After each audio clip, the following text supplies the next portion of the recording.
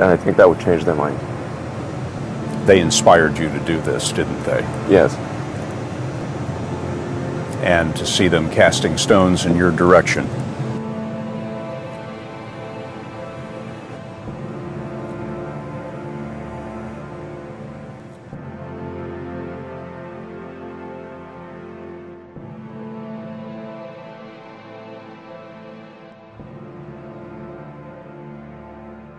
Critics say you can't do this. Your answer to them is, we've done it.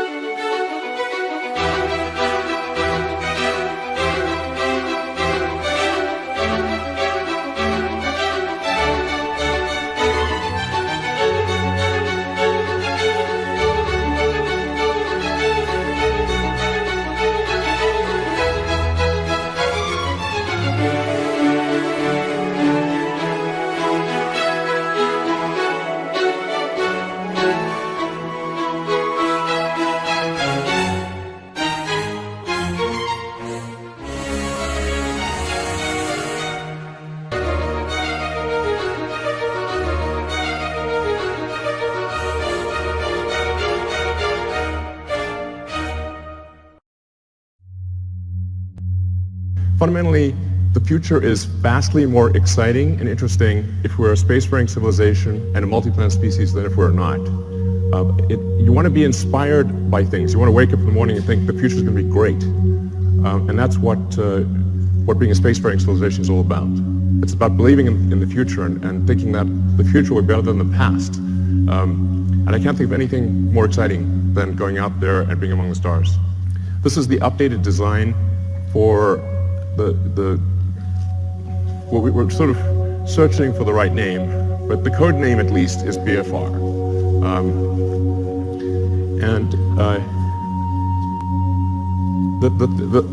Probably the most important thing that I want to convey in this presentation is that I think we have figured out how to pay for it. This is very important.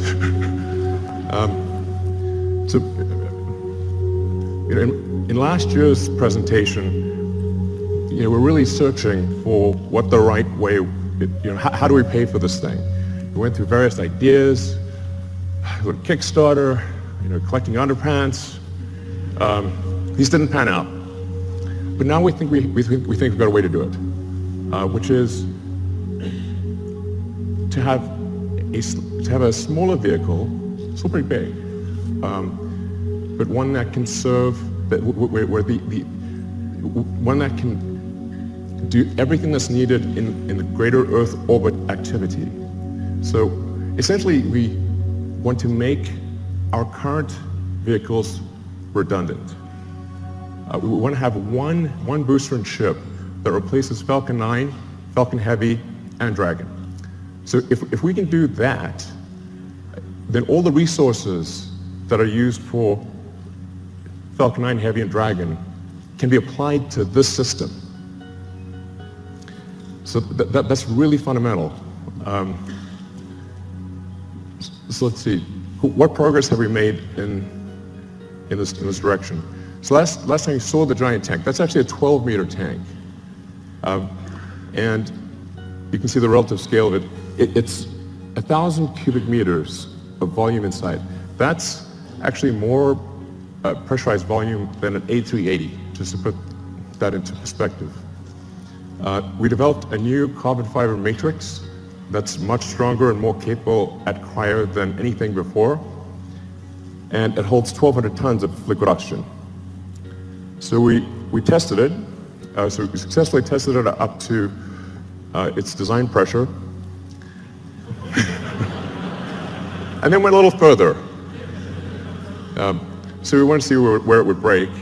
And we found out where it would break. It shot about 300 feet into the air and landed in the ocean. We fished it out, but we've now got a pretty good sense of what it takes to create a huge carbon fiber tank that can hold cryogenic liquid. That's actually extremely important for making a light spaceship. The next key element is on the engine side.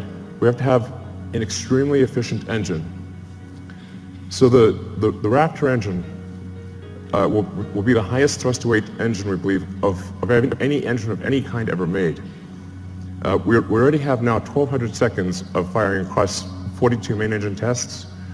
We fired it for 100 seconds. It could fire for much longer than 100 seconds. That's just the size of the test tanks. And then the duration of the firing you're seeing right now is about 40 seconds, which is the length of the firing for landing on Mars. The test engine currently operates at 200 atmospheres, or 200 bar. The flight engine will be at 250 bar, and then we believe over time we could probably get that to a little over 300 bar. The next key element is propulsive landing. So in order to land on a place like the moon where there is no atmosphere, and certainly no runways, or to land on Mars where the atmosphere is too thin to land, even if there were runways to land with a wing, you really have to get propulsive landing perfect. So that's what we've been practicing with Falcon 9. So this is just a series of landing videos. I think these are quite mesmerizing. But we now have 16 successful landings in a row. And that's with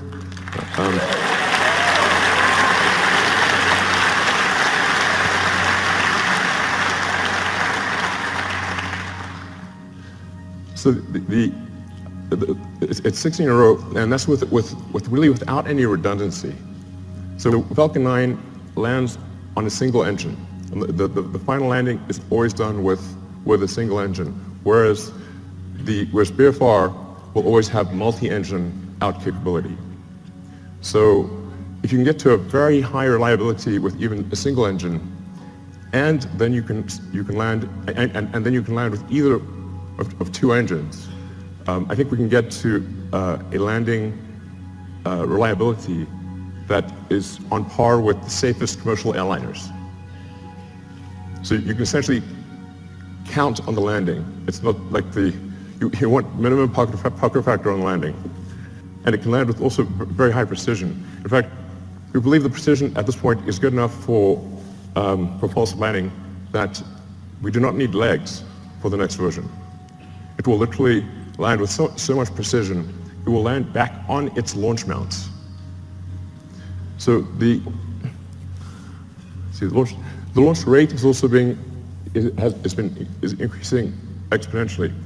Particularly when you take tanking or refilling on orbit into account, and taking the idea of establishing a self-sustaining base on Mars or the moon or elsewhere, seriously, you need ultimately thousands of ships and tens of thousands of retanking or refilling operations, which means you need many launches per day. You really need to be looking, in terms of how many landings are occurring, you need to be looking at your watch, not your calendar. So while this is quite a high launch rate that we're talking about here, by conventional standards, it's still a very small launch rate compared to what will ultimately be needed. But just for those who are unfamiliar with how many orbital launches occur every year, it's approximately 60 orbital launches occur per year, which means if SpaceX does do something like 30 launches next year, it'll be approximately half of all orbital launches that occur on Earth. The next thing is automated rendezvous and docking. So in order to retank or refill the spaceship in orbit, you have to be able to rendezvous and dock with the spaceship with very high precision and transfer propellant.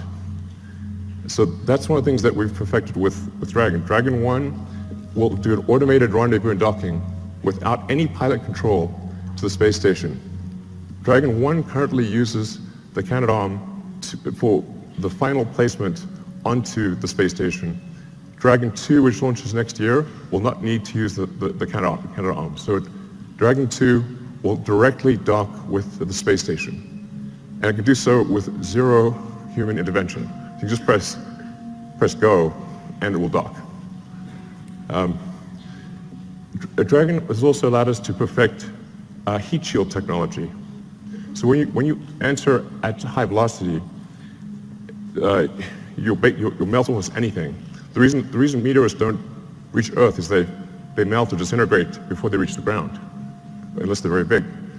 So you have to have a sophisticated heat shield technology that can withstand unbelievably high temperatures, and that's what we've been perfecting with Dragon, and also a key part of any planet colonizing system. Next slide. So Falcon 1, this is where we started out. A lot of people really only heard of SpaceX relatively recently. So they may think, say, Falcon 9 and Dragon just instantly appeared, and that's how it always was.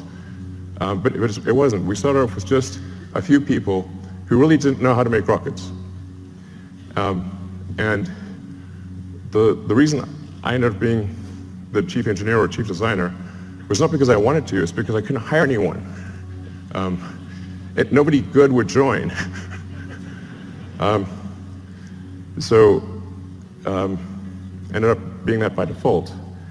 And I messed up the first three launches. The first three launches failed. Unfortunately, the fourth launch, which was that was the last money that we had for Falcon 1. The fourth launch worked, or that would have been it for SpaceX. But fate liked us that day. So the fourth launch worked, and it's interesting. Today is the 9th anniversary of that launch. So.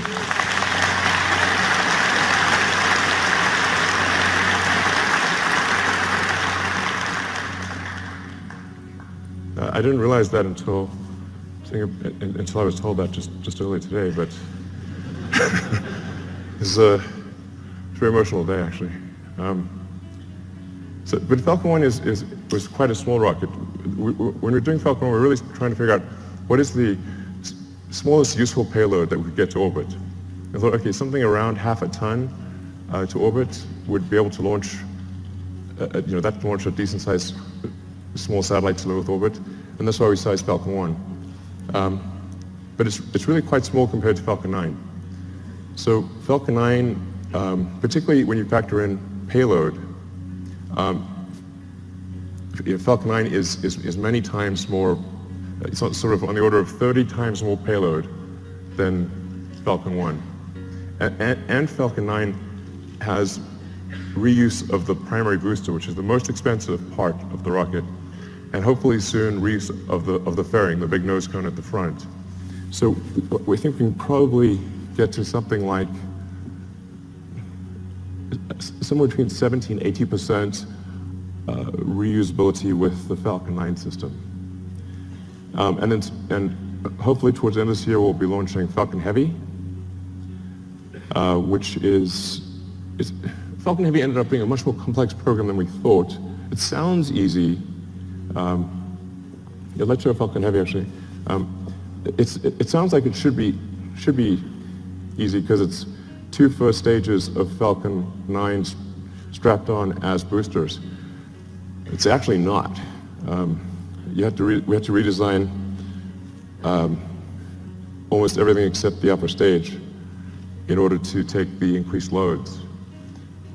So Falcon Heavy ended up being much more a new vehicle than we realized. So it took us a lot longer to get it done. But the boosters have all now been tested and they're on their way to the Cape Canaveral. And we are now beginning serious development of BFR. So you can see that the payload difference is quite dramatic. BFR in fully reusable configuration, without any orbital refueling, we expect to have a payload capability of 150 tons to low Earth orbit. So, and that compares to about 30 for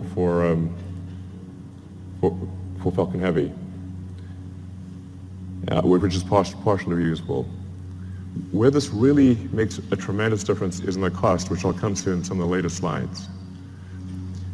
So let's go to the next slide. And by the way, so with BFR, you can get a sense of scale by looking at the tiny person there. It's really quite a big vehicle. Main body diameter is about 9 meters or 30 feet. And it consists of, the booster is lifted by 31 Raptor engines that produce a thrust of about 5,400 tons, lifting a 4,400 ton vehicle straight up.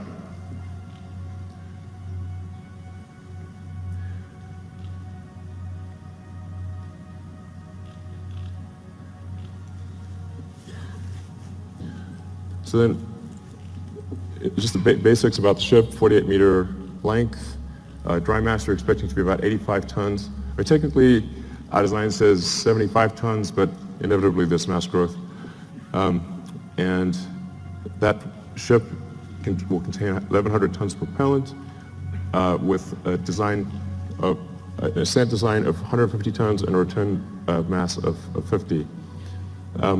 So you can think of this as essentially combining the upper stage of the rocket with Dragon. It's like if Falcon 9 upper stage and Dragon were combined. So I'll go into each of these items in detail, but you've got the engine section in the rear, the propellant tanks in the middle, and then a large payload bay in the front. And that payload bay is actually 8 stories tall. In fact, you can fit a whole stack of Falcon 1 rockets in the payload bay. Compared to the design I showed last time, you'll see that there is a small delta wing at the back of the rocket. The reason for that is in order to expand the mission envelope of the BFR spaceship. Depending on whether you're landing or you're entering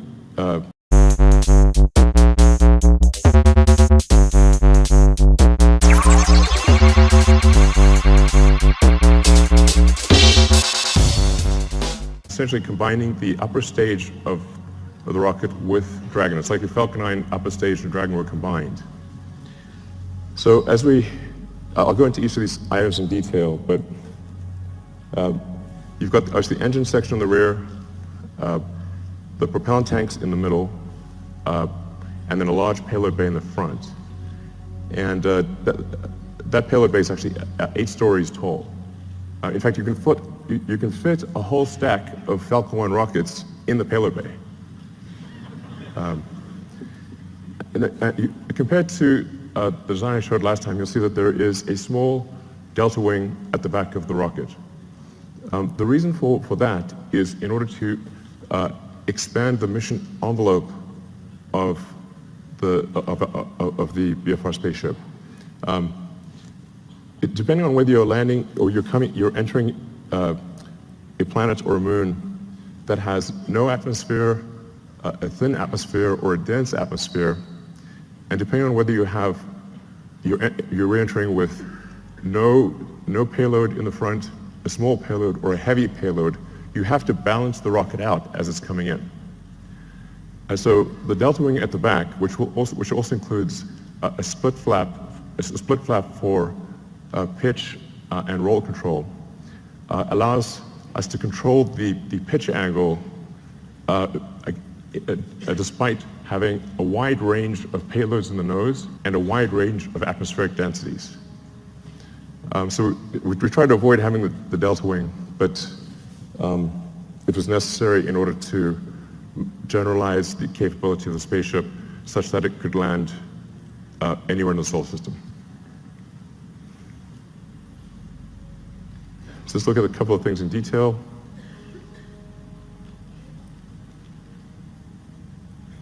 So the cargo area has a pressurized volume of 825 cubic meters. This also is greater than the pressurized area of an A380. So really is capable of carrying a tremendous amount of payload. In a Mars transit configuration, since you'd be taking 3 months in a really good scenario, but maybe as much as 6 months, some number of months, single-digit months, you probably want a cabin, not just a seat.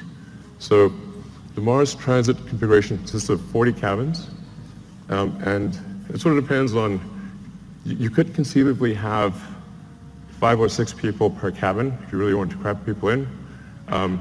But I think mostly we would expect to see 2 to 3 people per cabin. And so normally about 100 people per flight to Mars. And then there's a central storage area, galley, and a solar storm shelter, entertainment area, and I think probably a good situation for at least BFR version 1. Then going to the main body of the vehicle, the center body area.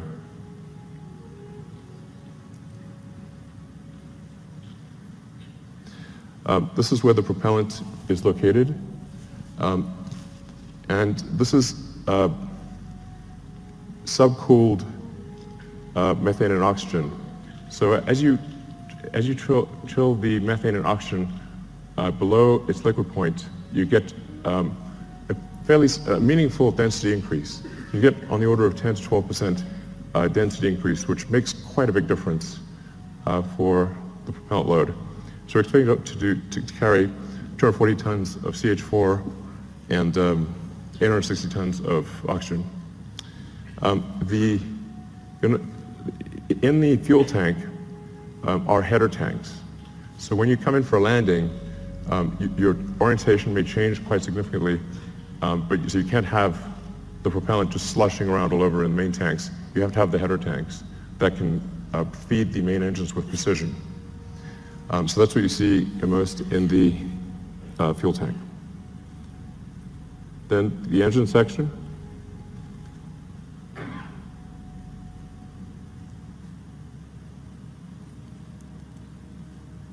So the ship engine section consists of four vacuum Raptor engines and 2 sea level engines. So all 6 engines are capable of gimbaling. The engines with the high expansion ratio have a relatively smaller gimbal area or gimbal range and a slower gimbal rate. The 2 center engines have a very high gimbal range and can gimbal very quickly. And you can land the ship with either one of the 2 center engines. So when you come in for a landing, it will light both engines, but if one of the center engines fails at any point, it will be able to land successfully with the other engine. And then within each engine, there's a great deal of redundancy. So we want the landing risk to be as close to zero as possible.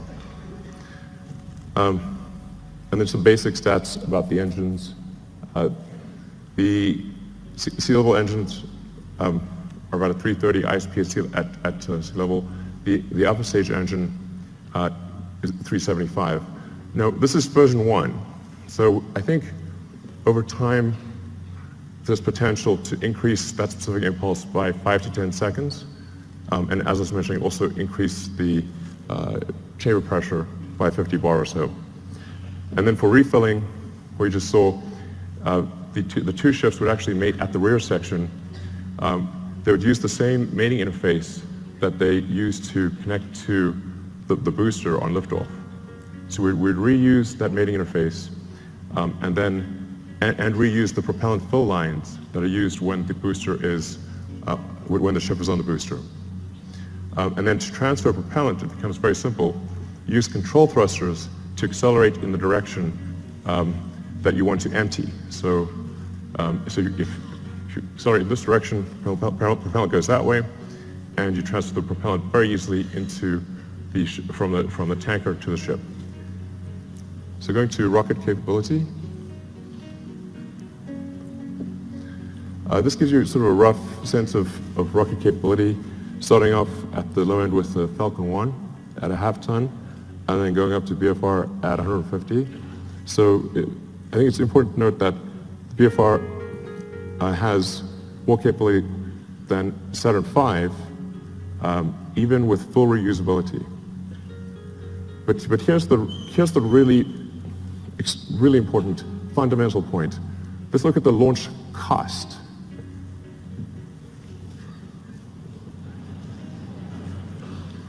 The order reverses.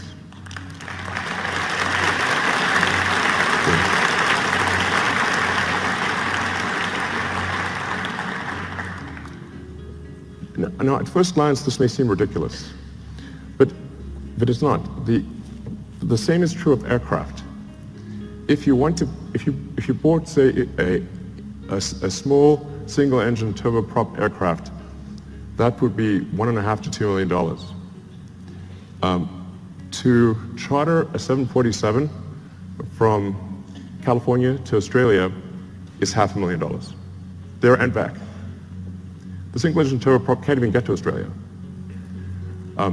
So a fully reusable system, a fully reusable giant aircraft like a 747 costs a third as much as an expendable tiny aircraft.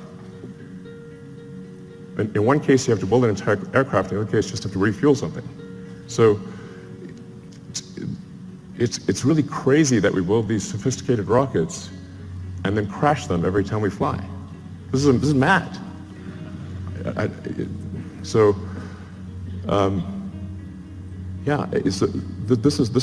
can't emphasize how profound this is and how important reusability is. And often I'll be told, but you could get more payload if you made it expendable. I say, yes, you could also get more payload from an aircraft if you got rid of the landing gear and the flaps and just parachute it out when you got to your destination. But that would be crazy, and you would sell 0 aircraft. So reusability is absolutely fundamental. Now I want to talk about the value of orbital refilling. This is also extremely important. So if you just fly BFR to orbit and don't do any refilling, it's pretty good. You'll get 150 tons to low Earth orbit and have no fuel to go anywhere else. However, if you send up tankers and refill in orbit, you can refill the tanks all the way to the top and get 150 tons all the way to Mars. And if the tanker has high reuse capability, then you're just paying for the cost of propellant. And the cost of oxygen is extremely low, and the cost of methane is extremely low. So if that's all you're dealing with, the cost of refilling your spaceship on orbit is tiny, and you can get 150 tons all the way to Mars. So automated rendezvous and docking and refilling, absolutely fundamental. So then getting back to the question of how do we pay for this system, this was really, I said, quite a profound, I wouldn't call it a breakthrough, but realization that if we can build a system that cannibalizes our own products, makes our own products redundant, then all of the resources, which are quite enormous, that are used for Falcon 9 Heavy and Dragon, can be applied to one system. Some of our customers are conservative, and they want to see BFR fly several times before they're comfortable launching on it. So what we plan to do is to build ahead and have a stock of Falcon 9 and Dragon vehicles, so that customers can be comfortable. If they want to use the old rocket, the old spacecraft, they can do that, because we'll have a bunch in stock. But all of our resources will then turn towards building BFR. And we believe that we can do this with the revenue that we receive for launching satellites and for servicing the space station. So going to the satellites portion, the size of this being a 9-meter diameter vehicle is a huge enabler for new satellites. We can actually send something that is almost 9 meters in diameter to orbit. So for example, if you want to do a new Hubble, you could send a mirror that has 10 times the surface area of the current Hubble as a single unit. It doesn't have to unfold or anything. And or you can send a large number of small satellites. You can do whatever you like. You can actually also go around and, if you wanted to collect old satellites or clean up space debris, you can just use the sort of chomper over there and go around and collect satellites or collect space debris if you want. So that may be something we have to do in the future. But that fairing would open up and retract and come back down. So it enables launching of Earth satellites that are significantly larger than anything we've done before, or significantly more satellites at a time than anything that's been done before. It's also intended to be able to service the space station.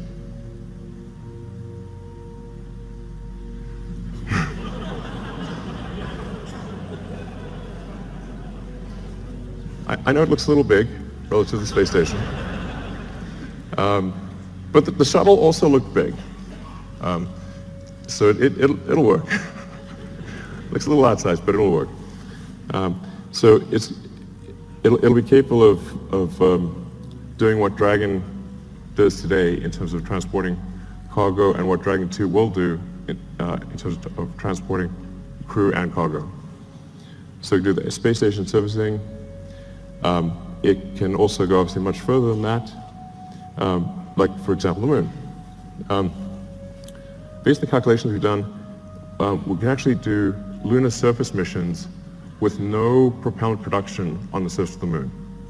So if we do a high elliptic parking orbit for the ship and retank in a high elliptic orbit, we can go all the way to the moon and back with no local propellant production on the moon. So I think that would enable the creation of moon base alpha or some sort of lunar base.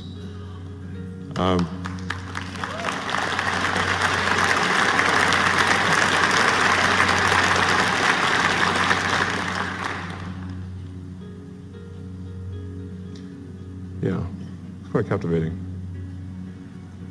So you can also see, for example, how do you transfer cargo from the cargo bay down to the ground is a crane. It's not very complicated.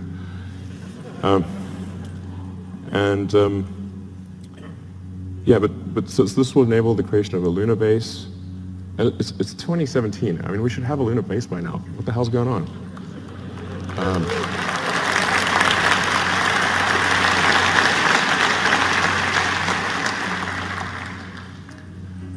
And then, of course, Mars, becoming a multi-planet species. Beats the hell out of being a single-planet species. So, yeah, so we'd start off by sending a mission to Mars, where it would be obviously just landing on rocky ground or dusty ground.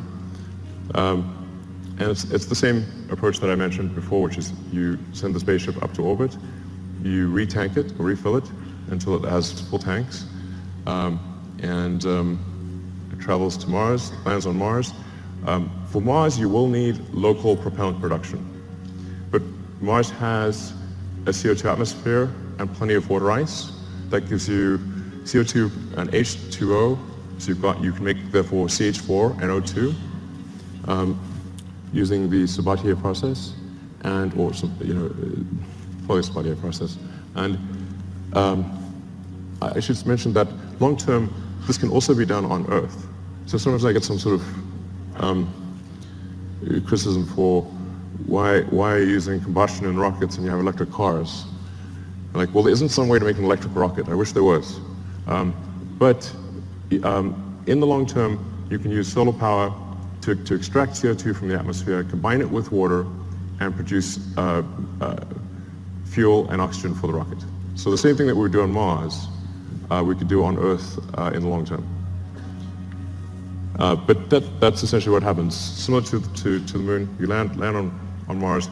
But the tricky thing with Mars is we do need to build a propellant depot to refill the tanks and return to Earth. But because Mars has lower gravity than Earth, you do not need a booster. So you can go all the way from the surface of Mars to the surface of Earth just using the ship. Albeit you need to go to a max payload number of about 20 to 50 tons for the return journey to work. But it's a single stage all the way back to Earth. And I'll show you so this is the true physics simulation.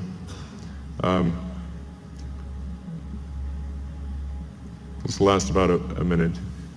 So you come in, you're entering very quickly, going 7.5 kilometers a second. For Mars, there will be some ablation of the heat shield. So it's just like a sort of brake pad wearing away. It is a multi-use heat shield, but unlike for Earth operations, it's coming in hot enough that you will see some wear of the heat shield. But because Mars has an atmosphere, albeit not a particularly dense one, you can remove almost all the energy aerodynamically. And we've proven out supersonic retropropulsion many times with Falcon 9, so we feel very comfortable about that. This is because it's sort of, you can see it's sort of a mesh system. It's not meant to be sort of particularly pretty because it's just trying to simulate the physics of it. But the size of the cone gives you a rough approximation for how much thrust the engines are producing.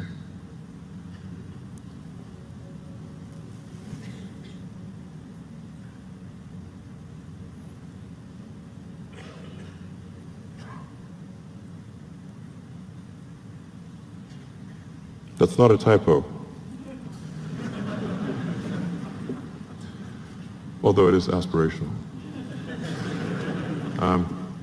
So we've already started building the system. The tooling for the main tanks has been ordered. The facility is being built. We will start construction of the first ship around the second quarter of next year, so in about 6 to 9 months, we should start building the first ship. I feel fairly confident that we can complete the ship and be ready for a launch in about 5 years. 5 years seems like a long time to me.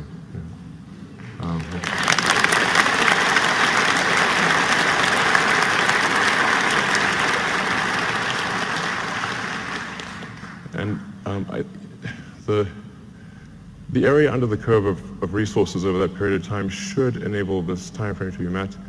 But if not this time frame, I think pretty soon thereafter. But that's our goal, is to try to make the 2022 Mars rendezvous. The Earth-Mars synchronization happens roughly every 2 years. So every 2 years there's an opportunity for to fly to Mars. So then in 2024, we want to try to fly 4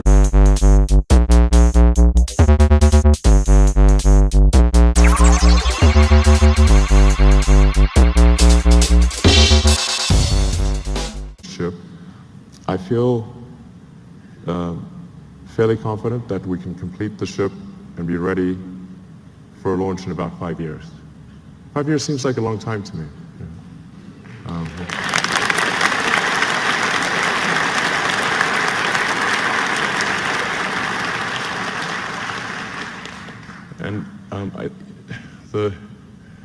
The area under the curve of resources over that period of time should enable this time frame to be met. But if not this time frame, I think pretty soon thereafter. But that's our goal, is to try to make the 2022 Mars rendezvous. The Earth-Mars synchronization happens roughly every 2 years. So every 2 years there's an opportunity for to fly to Mars. So then in 2024, we want to try to fly 4 ships, 2 of which would be crewed, and 2 of which, two cargo and two crew. The goal of these initial missions is to find the best source of water. That's for the first mission. And then the second mission, the goal is to build the propellant plant. So we should, particularly with 6 ships, there have plenty of landed mass to construct the propellant depot, which will consist of a large array of solar panels, very large array, and then everything necessary to mine and refine water, and then draw the CO2 out of the atmosphere, and then create and store deep cryo CH4 and O2. Then build up the base, starting obviously with one ship, then multiple ships, then start building out the city, then making the city bigger, even bigger.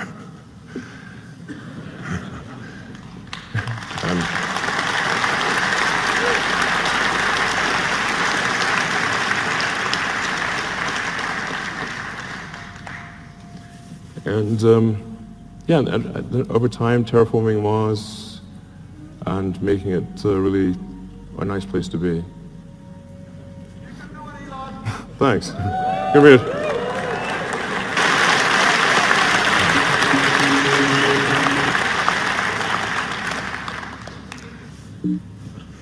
Mountain.